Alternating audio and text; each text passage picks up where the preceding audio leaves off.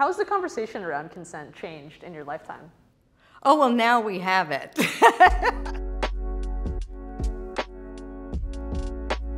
What is consent?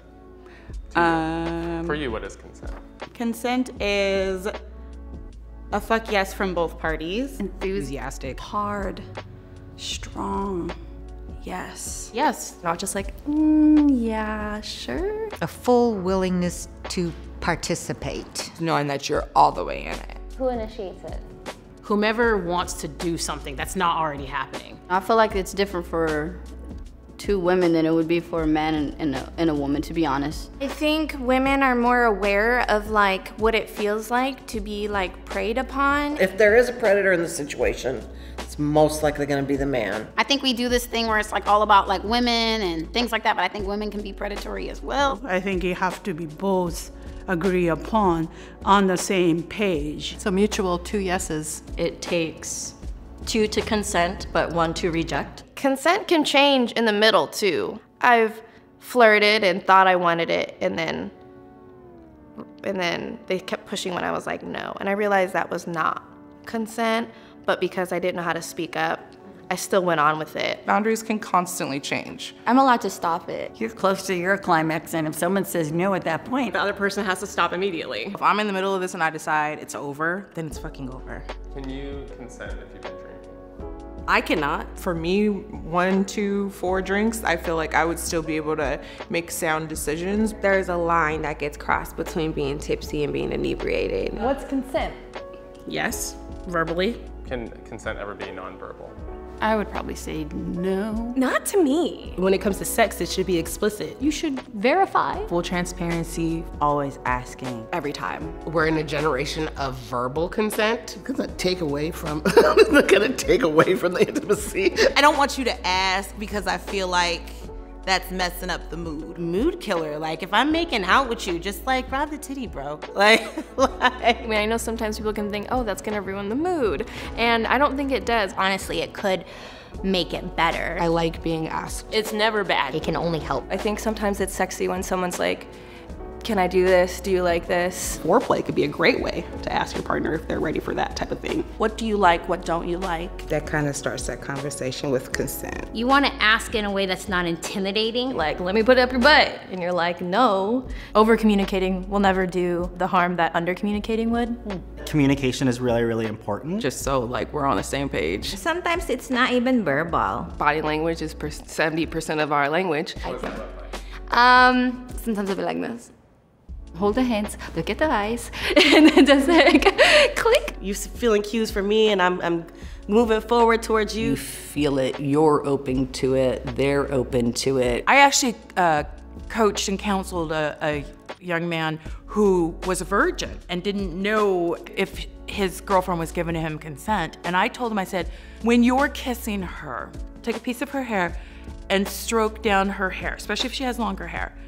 And if she lifts up and pushes her boob into your hand, that's her telling you she wants to go further. Did he come back and say if did it work? He lost his virginity. You can definitely act flirtatious.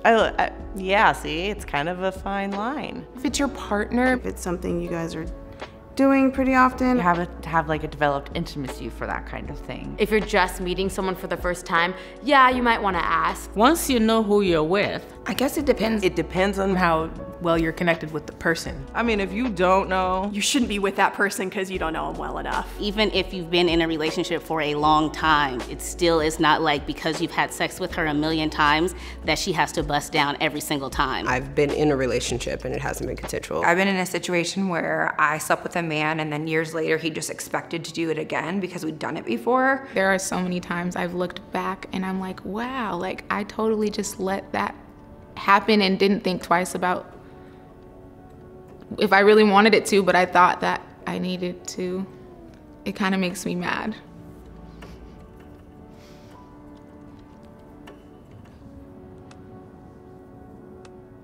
I mean, I wouldn't call it rape, but I have had sex where I didn't want it and it didn't matter. Do you talk to people about that? I haven't, no. No.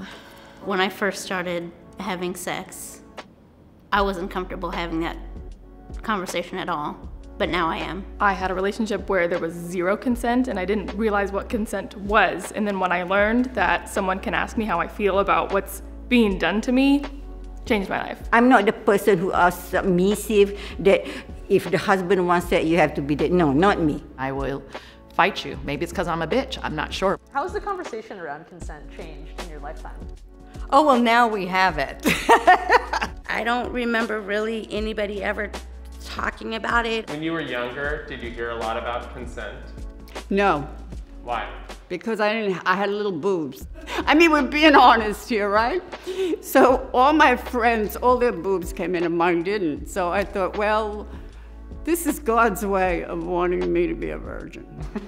How has the conversation around consent changed in your lifetime? There are actual repercussions if men do not stop. I think I've spoken up more. Being more vocal with my needs and not it always being about the guy. When I was a teenager, it was always no means no, and I think they've transitioned more to yes means yes. As a kid, I remember so much of kisses and hugs being forced on me. When I see people, I ask if I can hug them. My kids, as much as it has totally miffed my family, if they do not feel like giving a hug, I am not going to force them. My era, we were very naive, and women weren't given a lot of power. It wasn't that long ago that a man could rape his wife legally. I come from a culture, Confucian beliefs around men's status and the valuelessness of women doesn't make a space for any language of consent. If you didn't say no and you kept on playing, you basically were consenting. I had been taken advantage of early on in my life, and looking back on it, I really needed to be more clear. I mean, I've been raped. I mean, I've gone out on dates and broke my rules about meeting them in private, not meeting them in a public place, not getting to know them, and just hoping that you get out of there and not get hurt too badly. Didn't report it, accepted. I felt somewhat responsible for myself for doing that. It's an awful feeling. It's an awful feeling to the person that you just kind of disregarded, and it's also kind of disgusting as well.